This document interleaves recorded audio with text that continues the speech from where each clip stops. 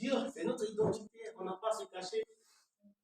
Pourquoi les autres se montrent qui ils sont? Ils montrent qu'ils voilà, ils appartiennent à telle communauté, ils appartiennent à telle. Pourquoi nous, les chrétiens, nous nous cachons? Amen. Nous devons affirmer ce que nous sommes. Et je vais raconter une histoire d'une sœur chrétienne qui est étudiante en médecine.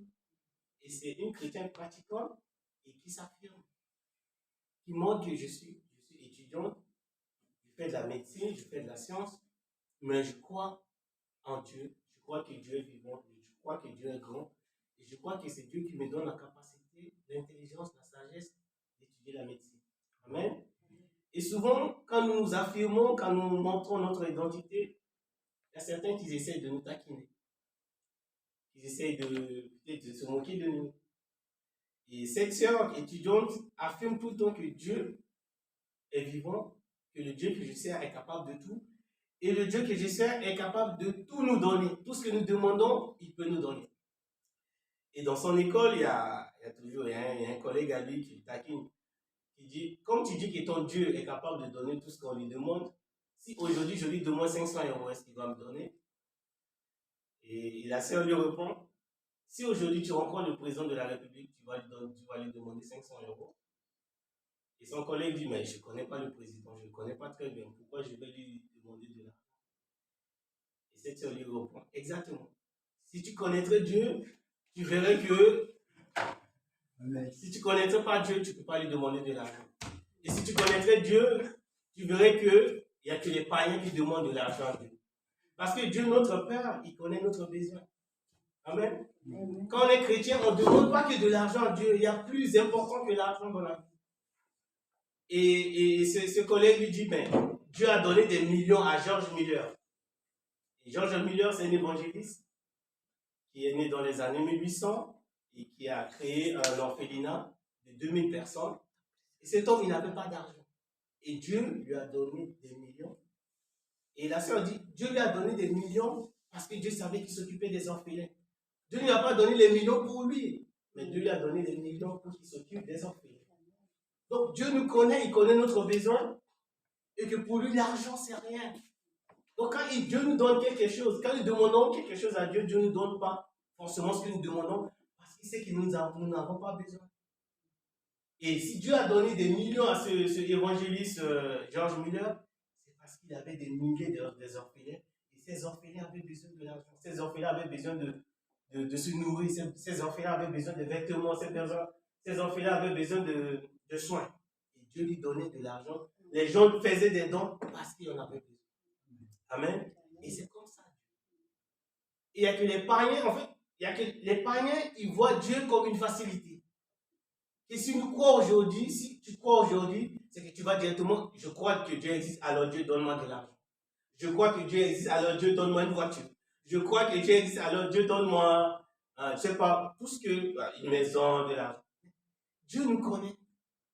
Amen. Dieu nous connaît. Si aujourd'hui nous avons besoin de maison, Dieu va nous donner. Si nous avons besoin d'un toit, Dieu va nous donner. Si nous avons besoin d'un moyen de se déplacer, un vélo, un scooter, une voiture, Dieu va nous donner. Amen. Amen. C'est pourquoi il est dit dans Somme, au chapitre 37, verset 4.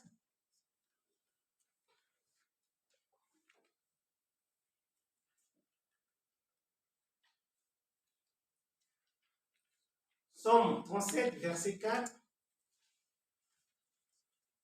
Et qui a trouvé?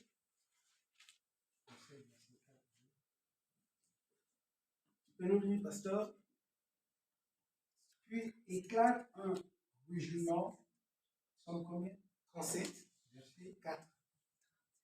Puis éclate un rugement, il tonne de sa voix majestueuse. Il ne retient plus l'éclair dès que sa voix retentit. Dieu tonne avec sa voix d'une manière merveilleuse. Il fait de grandes choses que nous ne comprenons pas. C'est pas 37. Oui. Trouver après du Seigneur ton plaisir, le plus grand, et il te donnera ce que tu lui demandes. Amen. Amen. Dans ma version, il est dit, confie-toi en l'Éternel et pratique le bien, et le pays pour demeure et la fidélité pour partir. Fais de l'Éternel tes délices, et il te donnera ce que ton cœur désire. Amen. Amen. Souvent, les païens, ils adorent ce verset. Amen. Mais ils oublient ce qui vient avant. Fais du Seigneur tes délices et il te donnera tout ce que ton cœur désire. Si nous faisons du Seigneur nos délices, ça veut dire que nous connaissons le Seigneur. Amen. Ça veut dire que nous le connaissons, nous avons une intimité avec lui. Et comme nous avons une intimité avec lui, nous savons ce que nous désirons, il va nous donner. Et nous ne désirons pas n'importe quoi. Amen. Si nous connaissons le Seigneur, nous n'allons pas désirer n'importe quoi. Nous allons désirer ce que nous avons vraiment besoin. Et c'est ça qui fait notre choix. Et c'est ce que cette sœur chrétienne qui affirme son identité a dit à son collègue.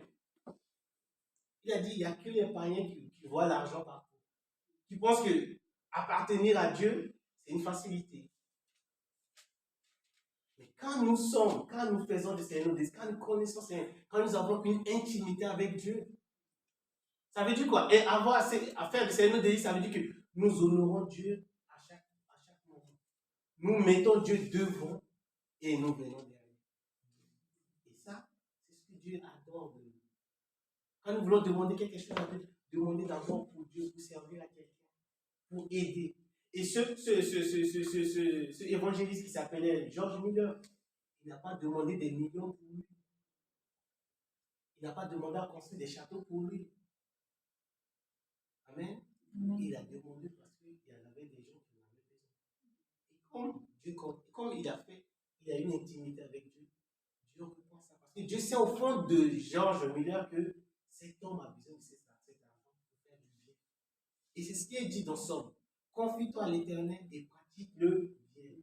Quand nous pratiquons le bien et que nous faisons le Seigneur nos délices, alors il donnera tout ce que notre cœur désire. Alléluia. Et dans la Bible, il y avait une femme qui s'appelait Anne. Nous allons lire 1 Samuel au chapitre 1, verset 8.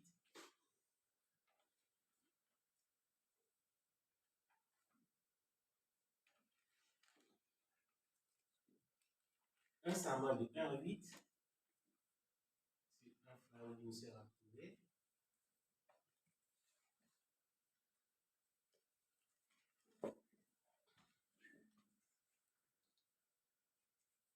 Il y avait un homme de la machine, Sophie, de la montagne d'Éphraïm, nommé Elkana, fils de Jéram, fils de Dé, fils de Taor, fils de Tif, Éphraïm. Il avait deux femmes, dont l'une s'appelait Anne et l'autre Pélina. Pélina avait des enfants, mais Anne n'en avait pas. Chaque année, cet homme montait de sa ville de Silo pour se prosterner devant l'Éternel des armées et pour offrir des sacrifices.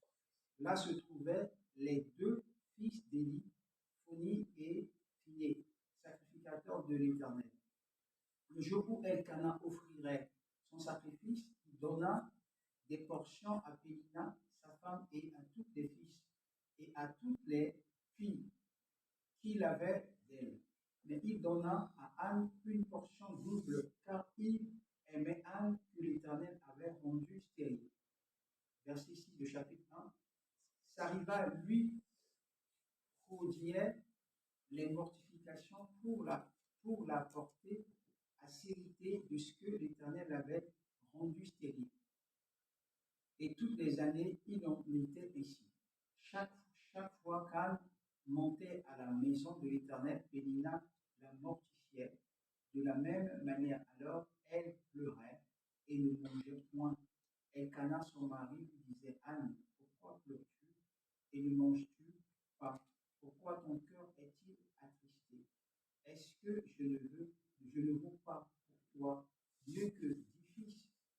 Anne se leva après que l'on eut mangé et bu à Silo. Le sacrificateur Élie était assis sur un siège près de l'un des poteaux du temple de l'Éternel. Et l'amertume de l'âme, elle pria, l'Éternel versa des pleurs, elle fit un vœu en disant, l'Éternel des armées, si tu daignes regarder l'affliction de ta servante, si tu te souviens de moi et n'oublies point ta servante, et si tu donnes à ta servante un enfant mâle, je le consacrerai à l'Éternel pour tous les jours de sa vie. Amen. On va s'arrêter là plus longtemps. La Bible dit que chaque année, cette femme monte pour prier le Seigneur. Et Dieu ne lui a pas donné cet enfant. Jusqu'à ce que, je pense que quand nous cultivons notre intimité avec Dieu, nous comprenons Dieu jour après jour. Amen. Et cette femme, au départ, son vœu, c'est juste d'avoir un enfant pour arrêter d'avoir des moqueries. Pour se dire que voilà, Dieu que je sers m'a donné un enfant. Mais elle n'a pas exprimé ses délices. Dit que Seigneur, tu es tout pour moi. Et que tu me donnes un enfant, cet enfant, je te le donnerai. C'est-à-dire, elle a compris au fil des années que si j'honore le Seigneur va m'honorer. C'est-à-dire, placer le Seigneur avant tout ce que nous voulons, le Seigneur va nous le rendre. Et Anne n'avait pas compris ça au fil des années qu'elle montait à la montagne. Elle voulait juste un enfant peut-être pour satisfaire ce manque. Amen. Pour dire que comme je n'ai pas d'enfant, Seigneur, donne-moi un enfant. Mais elle n'honore pas Dieu. Dieu veut être honoré avant. Dieu veut que nous le plaçons au-dessus de tout. Et le jour où elle a compris ça, qu'elle a dit, Seigneur, quand tu vas me donner un enfant mâle, je vais consacrer cet enfant à te servir. Amen. Alléluia. Je ne veux pas consacrer cet enfant pour moi, juste pour marcher dans la rue. Finalement, regardez, j'ai un enfant, je suis capable d'avoir un enfant. Non, mais cet enfant, c'est pour te servir. Et quand, je pense qu'à chaque fois que nous grandissons avec le Seigneur, nous le comprenons mieux. Amen. Parfois, quand nous pleurons, je pense que quand nous pleurons chaque fois que Dieu nous donne quelque chose, c'est que nous ne comprenons pas encore la grandeur, l'immensité de Dieu. C'est pourquoi nous pleurons. Mais le jour où nous allons connaître Dieu, grandir avec Dieu, que notre foi va grandir, nous allons arrêter de nous pleurer. Nous allons cesser de pleurer. Parce que nous disons que Seigneur, si tu ne me donnes pas ça, parce que tu sais que je n'en ai pas besoin pour le moment. Parce que tu sais que je n'en ai pas besoin pour te servir. Mais si tu sais que j'ai besoin de ça pour te servir, tu vas me le donner. Et le jour où Anne a compris ça, elle a arrêté de pleurer. Et qu'est-ce que le Seigneur a fait? Le Seigneur a donné sa main. Parce que Anne a honoré le Seigneur. Anne a honoré notre Dieu. Ce qui fait que nous sommes différents des païens, c'est que nous devons honorer Dieu avant toute chose. Nous devons placer Dieu avant toute chose. Cet étudiant a fait comprendre à son collègue que c'est les païens qui voient Dieu comme un distributeur de billets, qui dit Seigneur, l'argent, l'argent, l'argent. Mais quand tu es enfant de Dieu, tu ne vois pas ça en Dieu. Tu vois autre chose quand tu es dans la maison de Dieu. Tu vois autre chose quand tu sers Dieu. Nous voulons que notre église grandisse. Pour nous. Nous voulons que les âmes viennent à Dieu d'abord. Nous voulons nous réjouir dans la présence de Dieu ensemble. Nous voulons louer Dieu avant. Parce que remplir une salle de l'église, que les gens ne viennent pas pour donner leur cœur à Dieu, ça sert à rien. Anne a dit, ça sert à rien d'avoir un enfant. Quand elle a compris que ça sert à rien d'avoir un enfant, juste pour satisfaire ce monde, quand elle a compris ça, elle a dit, ça sert à rien. Je veux un enfant qui doit servir Dieu. Et quand nous faisons de Seigneur nos délices, il donnera ce que notre cœur désire. Quand nous l'honorons, quand Anne a honoré le Seigneur a honoré Anne. Et non seulement le Seigneur, on peut continuer la lecture à partir de... C'était arrêté à 15, 16, non? 11 et demi. Moi, je commence. Il dit, elle fit un vœu en disant, l'Éternel des armées, si tu daignes regarder l'affliction de ta servante, si tu te souviens de moi et n'oublie point ta servante, et si tu donnes à ta servante un enfant mâle, je le consacrerai à l'Éternel pour tous les jours de sa vie, et la rasoir ne passera point sur sa tête.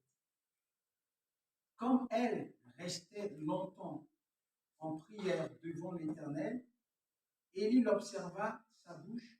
Anne parlait dans son cœur et ne faisait que remuer les lèvres, mais on n'entendit point sa voix. Élie pensa qu'elle était ivre, et il lui dit, jusqu'à quand serais-tu dans l'ivresse? Fais passer ton vin.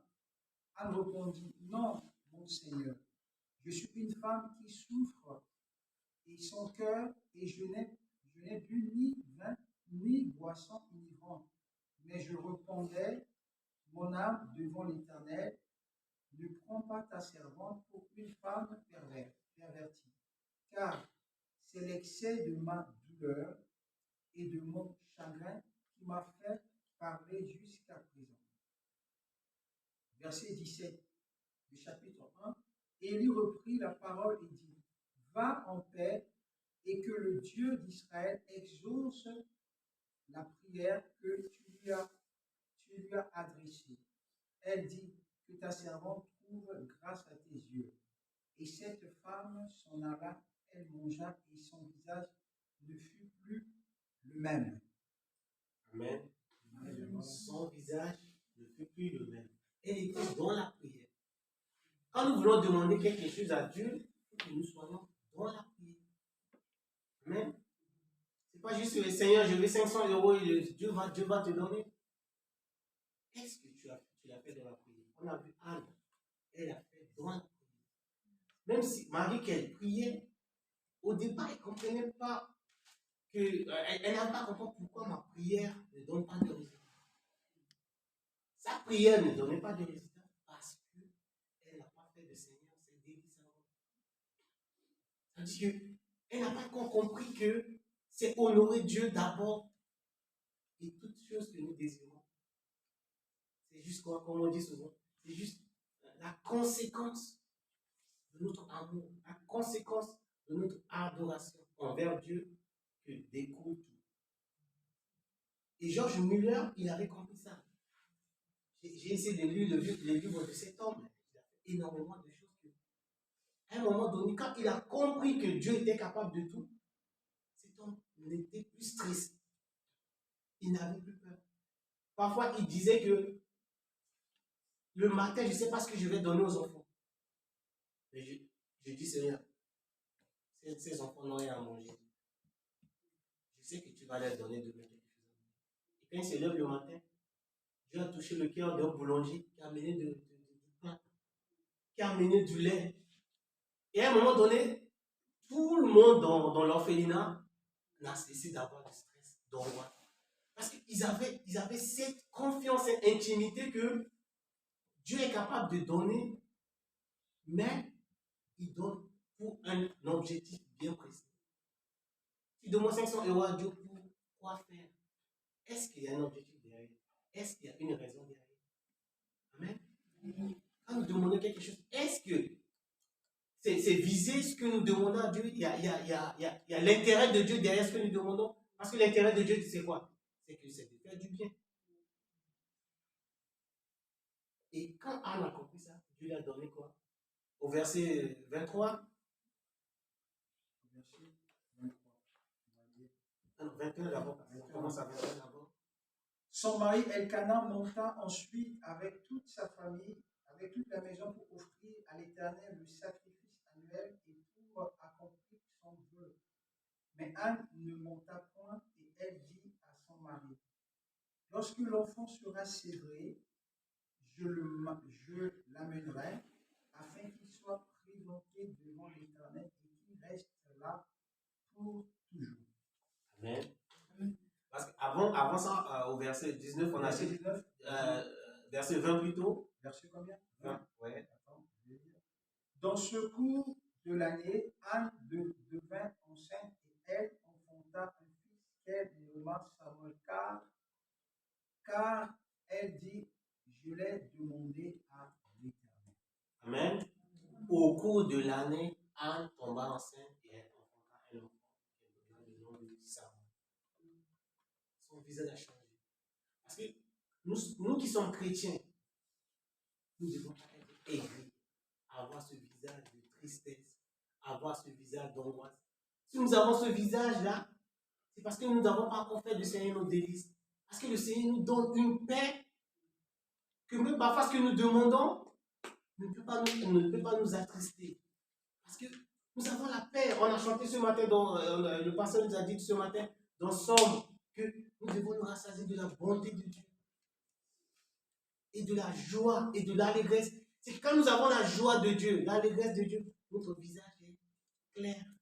Quand on voit quelqu'un qui a une joie qu'on ne comprend pas pourquoi il a cette joie, on nous dit que voilà, bientôt la fin du monde, bientôt il y a la guerre. Donc on voit des gens qui ont cette paix sur leur visage. On dit, mais qu'est-ce qui se passe?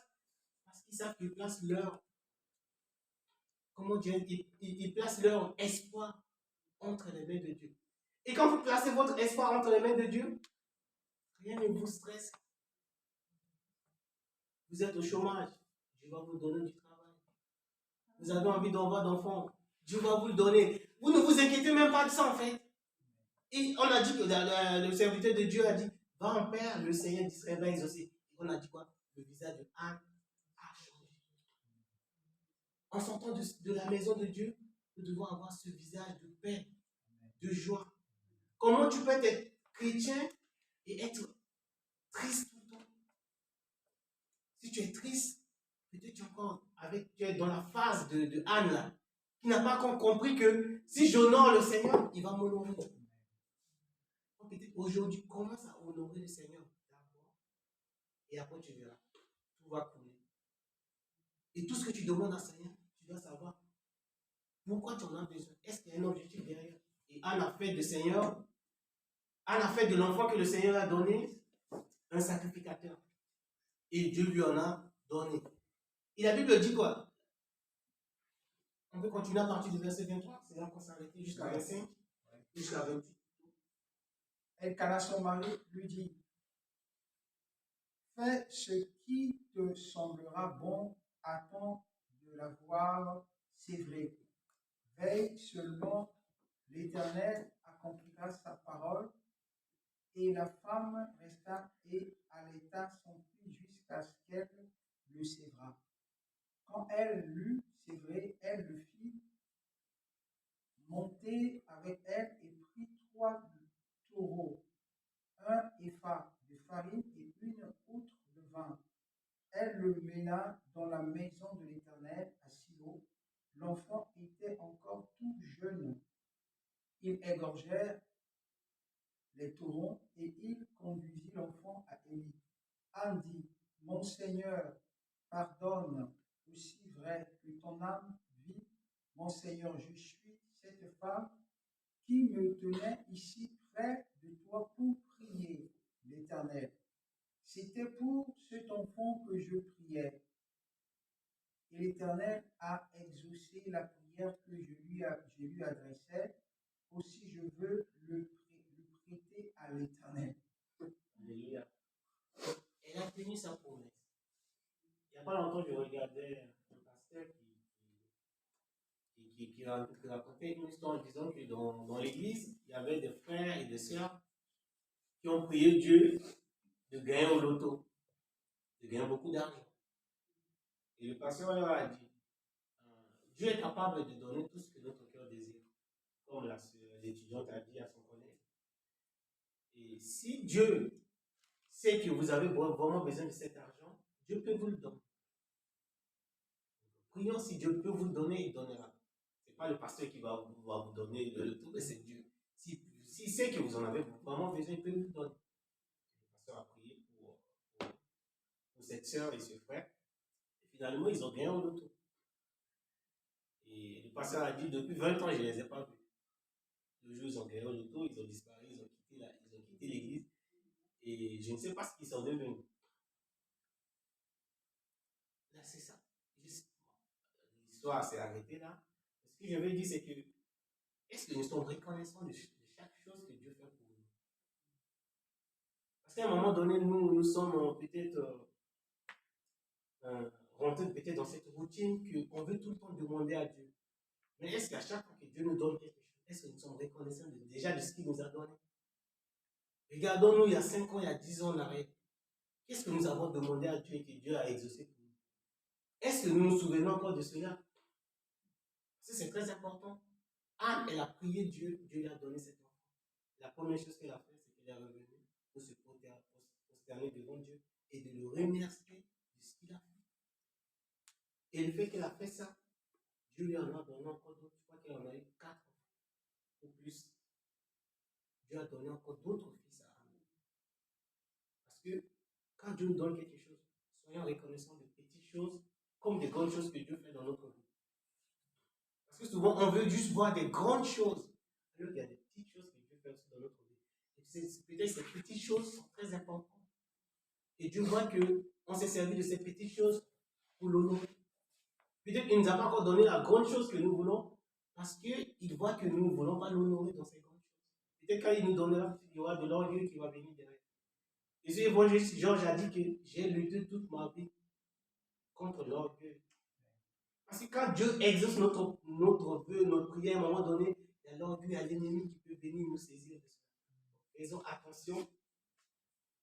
Parce que quand Dieu nous honore, nous devons l'honorer. Nous devons être reconnaissants. Et la Bible nous dit dans Marc 12, 14 que quand les enfants d'Israël, ils ont entendu qu'un sauveur allait venir pour les délivrer de la main de Romains, ils ont pensé seulement à une chose. Est-ce qu'il va venir nous aider à arrêter de payer les impôts? Amen. Ils pensent déjà à l'argent. Est-ce qu'il va nous aider à garder notre argent, nous? Jésus, il ne le loue pas quand vous vous préoccupez que de ce genre de choses. Il a pris la pièce de César, il a dit regardez sur la pièce, là, qu'est-ce qui est dessiné sur les pièces? C'est César. Donc, donnez à César ce qui est à César et à Dieu ce qui est à Dieu. Amen. Parce qu'ils n'ont pas fait de Dieu, ils n'ont pas fait de Jésus qui va venir comme le sauveur de leur âme, mais ils le voient comme le sauveur de leur argent. Et Jésus a dit que donnez à César ce qui est à César et à Dieu ce qui est à Dieu. Nous aussi, nous les enfants de Dieu, nous devons penser à ça. Nous devons préoccuper d'abord de notre Dieu. Et pour finir, on va lire dans Colossiens 3, 2.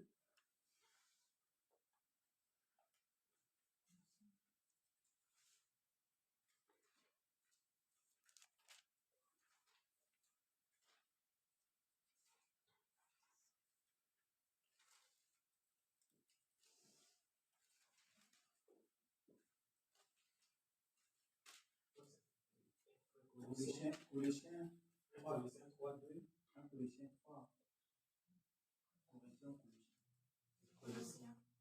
Non, 3 Colossiens 2. Affectionnez-vous aux choses d'en haut et non celles qui sont sur la terre, car vous êtes morts et votre vie est cachée avec Christ en Dieu. La Bible dit nous préoccuper nous de ce qui est d'en haut. Ça ne veut pas dire que nous vivons encore sur la terre, nous ne devons pas travailler. Ça veut dire que nous ne devons pas nous occuper de nos enfants. Ça veut dire que nous ne devons pas nous occuper de notre famille. Tout ça, Dieu sait déjà que nous avons une famille, nous avons du travail. Et nous devons travailler, nous ne devons pas. Mais nous devons nous préoccuper de ce qui est en haut. Parce que Dieu nous donne déjà nos besoins élémentaires, je pourrais dire. Dieu le connaît déjà et Dieu le satisfait. Donc nous devons plus nous préoccuper de ce qui est important pour Dieu. Ce qui est important pour Dieu, c'est quoi? C'est de l'honorer. Et quand nous honorons Dieu, ça veut dire que nous nous préoccupons de ce qui est dans nous. Amen. Que le Seigneur nous aide à avoir cette intimité avec lui, à l'honorer dans chaque chose que nous demandons. Ce que nous demandons pour Dieu, ce que nous voulons, nous devons d'abord le demander pour que le Seigneur, que le nom du Seigneur soit honoré, que le nom du Seigneur soit béni. Et si nous arrivons à comprendre cela, le Seigneur donnera tout ce que notre cœur désire. Que le Seigneur soit béni. Nous louons le Seigneur pour cette belle parole de ce matin. Elle a été claire, elle a été profonde, elle a été tellement profonde de chacun de nous de laisser d'abord la première place à Dieu. L'Église est une source de bénédiction spirituelle qui nous aidera à rentrer dans l'éternité avec Dieu. Nous sommes là dans cette Église.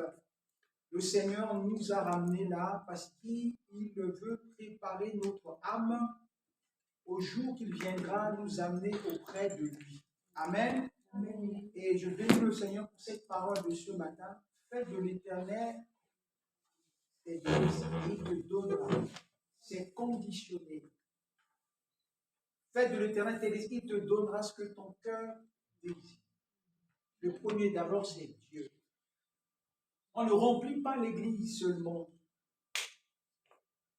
Comme on a partagé hier soir, Moïse fait cette prière, il dit, Seigneur, notre Dieu, accorde-nous ton amitié, donne à nos travaux un résultat durable. Dieu veut des chrétiens qui restent jusqu'à ce qu'ils viennent nous chercher pour nous amener là-haut. On reste dans la maison de Dieu jusqu'à ce que Jésus revienne et qu'il nous ramène auprès de lui. On ne veut pas remplir l'église pour dire, ah, dans mon église, j'ai 1 million de chrétiens. Et dans ces 1 million de chrétiens, il n'y a que 2 qui vont aller au ciel. Moi, je vais pleurer. Je ne veux pas être un pasteur qui, je vais aller au ciel demain, que je vais dire, Bertrand, toutes ces personnes que je t'ai mis à ta responsabilité, regarde ce qu'ils ont devenu. Amen. Tous ceux qui ont apporté leurs offrandes et leurs dîmes, si vous voulez déposer, il y a le panier qui est là. Et pour ceux qui nous suivent, comme vous savez bien, nous avons le numéro de compte de l'église. Et si vous voulez donner des offrandes pour l'église, vous pouvez aller sur le compte de l'église, déposer vos offrandes. Et puis aussi, si vous avez des chèques, vous pouvez les déposer. Que le Seigneur vous bénisse. Et